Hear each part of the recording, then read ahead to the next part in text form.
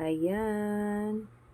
Akala ko kasi sa Makati lang ang maulan.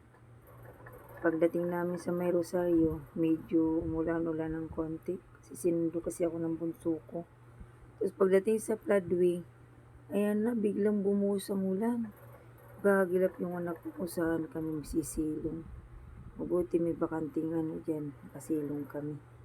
Lahat kami dyan, tatlo. Kasi walang dalang kaputi yung anak ko. Sabi ko nga sa kanya, panay pinapagalitan ko. Sunod, pag sumundo ka, palagi mo ready ang kaputi. Tag-isa naman tayo. Ayan. Minto muna kami dyan hanggat tumila. Yan yung isang magkakapote. Di may lumawari kung magkakapote o hindi o kain. Tila niya yung ulan. Yan, ginagawa namin dyan. Mga langga. Ayan.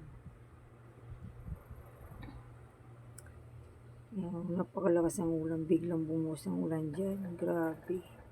Kala ko hindi na kayo uwi ng bahay. Grabe ang sacrifice. Mga langga mula Makati hanggang Rizal ng Binangunan.